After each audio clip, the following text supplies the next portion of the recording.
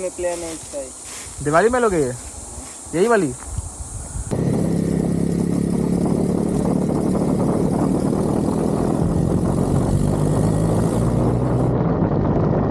पाँच छः गाड़ी हुआ लेकिन बजाज का ही हुआ। 5-6 बजाज की गाड़ी है? अरे वाह, अच्छी बात है। 200 भी है, टॉप 200 और 180 और 150।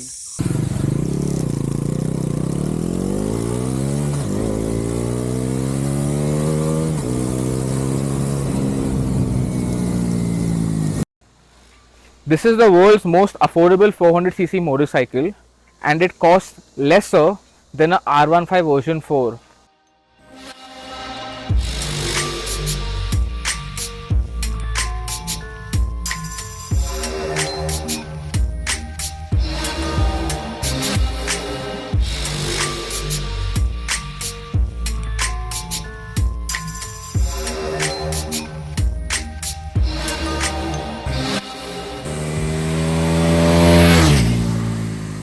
Hi guys, my name is Sheldon Martis. I'm an automobile enthusiast and this is my first YouTube video. It had to be with a special motorcycle and it's with the all new NS400z, which is the most powerful Pulsar ever made. This has been a long awaited motorcycle actually, especially from the time when the Gen 1 390 came back in 2014 and the Dominar in 2017. But a lot of people are very unhappy with this motorcycle for some reason and I am here to address it. Why exactly they've made a motorcycle like this, why does it look so identical, and especially why you should get one when you can. So before we go into what's new on the motorcycle, what all comes with it, what's the new package like on the new NS400z, let's hear what this sounds like. It's a much more refined engine, it feels very smooth.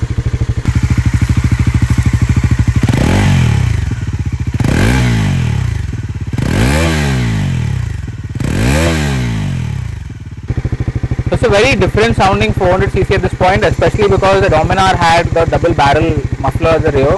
This is an underbelly exhaust like the NS, so it sounds like the NS at this point.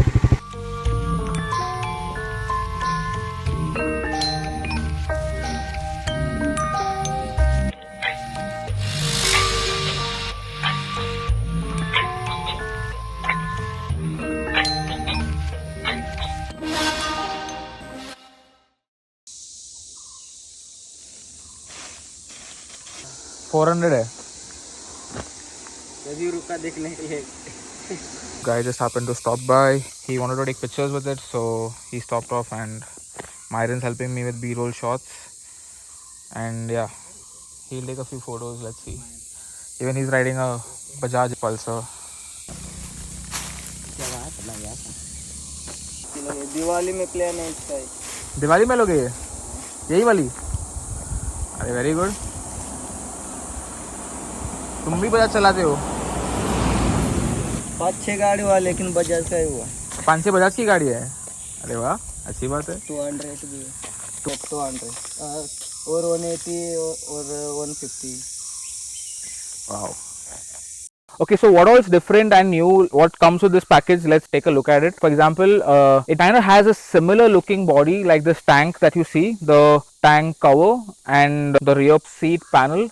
It looks similar, but actually it's not. You have this new radiator. Since it's a 400, it's got the bigger radiator, unlike the one that came on the NS200. So you can see the shrouds sort of expanding on both sides, and that's updated. It looks similar, but it's not the same. The chassis is the same from the Dominar. It looks similar like the NS200 as well, but the rear subframe is brand new. It's re-engineered. It's not from the NS200. Even the front headlamps, they are brand new. The Z on the NS400 is like this thunder strike that comes on this LED, so that's where the Z comes from. It gets these new LED indicators, and it's the first time Bajaj has come with hazard lights on the Pulsar. So this is what these hazard lights look like. They're bright enough, they're good, and visually appealing as well. You get a brand new instrument cluster. It's a reverse LED instrument cluster. You have your digital meter. You have a small screen on the side that gives you information for your lap time, your Bluetooth connectivity, your ABS, riding mode, traction control, and you have a gear indicator. You also have fuel level and range. So pretty much you have all the new bells and whistles that you require on a 400cc motorcycle. it is a feature packed motorcycle that way.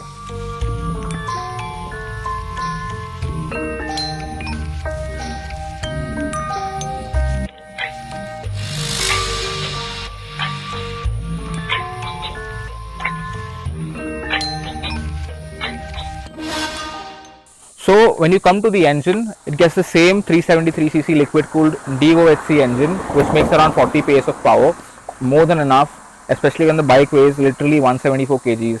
That's just 10% more than what the NS200 weighs technically, and it got around 85% more torque and 60% more power. So when you think of it and do the math, it is really a motorcycle that's light, fast, agile, everything, like all the terms you want to use for a fast and a very peppy motorcycle, I would say.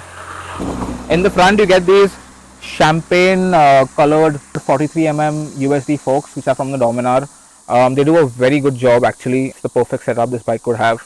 By the way, even the handlebar is not a clip-on setup like the NS200. So Street Fighter style, it's one flat handlebar which can make you move the motorcycle more easier compared to a clip-on, especially when it's a Street Fighter motorcycle. It's light, it's not heavy, and it's not very cramped, and it's a little wide. You also have these Dominar styled mirrors.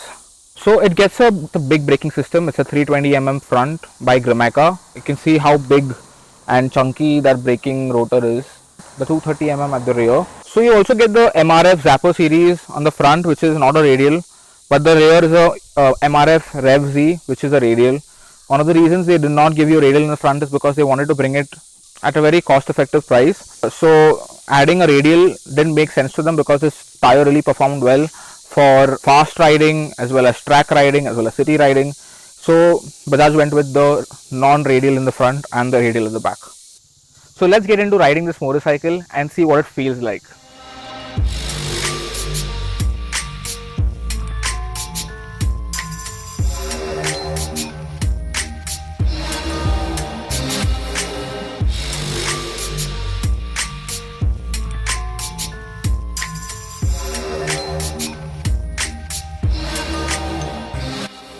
For starters, it's a very aggressive motorcycle, definitely not your regular breed of the Pulsar.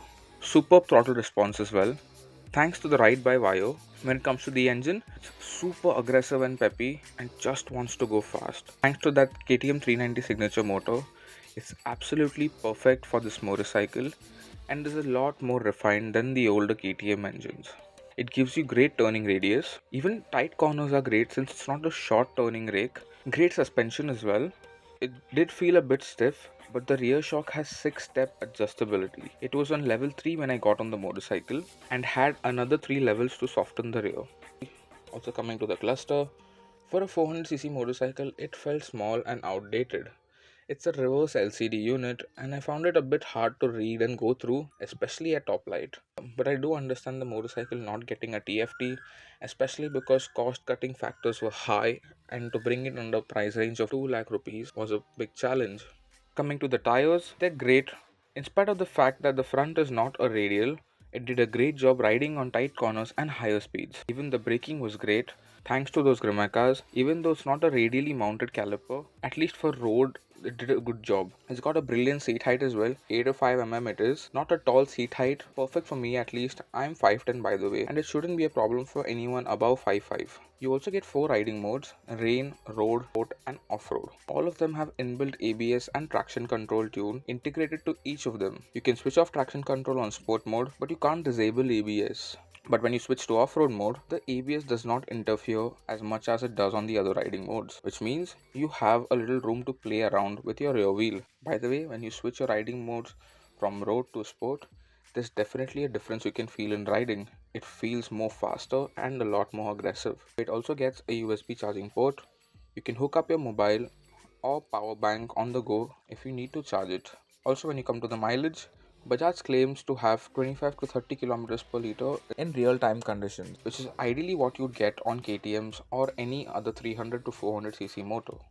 Now coming to what I didn't like about the motorcycle, I found to have heavy vibrations between 3.5 to 4,000 RPM, especially on the handlebar, foot pegs and the seat. Since it's a motorcycle that will be ridden in traffic, I think this is something that you would face on a regular basis, but good news is the moment you twist the throttle above 4,500 rpm, the vibration just fades away. Another problem I faced with the motorcycle was when I cut off the motorcycle and tried starting it again, it did not start immediately and took a few seconds and a few tries. But this could also mean that the motorcycle I was riding would be a pre-production motorcycle. But these will definitely be fixed by Bajaj before the first lot of motorcycles get delivered in June. Okay guys, so that's pretty much it from me.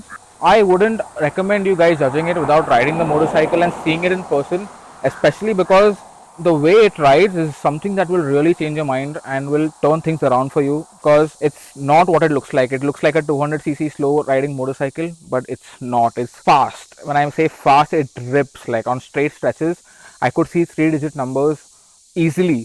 It felt like I was riding a literal 390 Duke, a Gen 2 Duke rather. It was a very good experience on corners as well. I was being able to flick the bike around even having my body weight. I am healthy, and for a healthy person it's difficult to manage a bike like this. It's really easy to handle. It's one of the best riding motorcycles I've ridden, especially at this price point. And I'd also like to point out that the hate for it looking like the NS200 doesn't justify, because the price point is such that I don't think anyone in India, or rather anyone globally, can come close to what this bike is offering for its price. Riding modes, traction control, ABS, 40 horsepower liquid cooled engine, dual overhead. I don't know what else to get into, man. It's like the perfect thing you need at this point.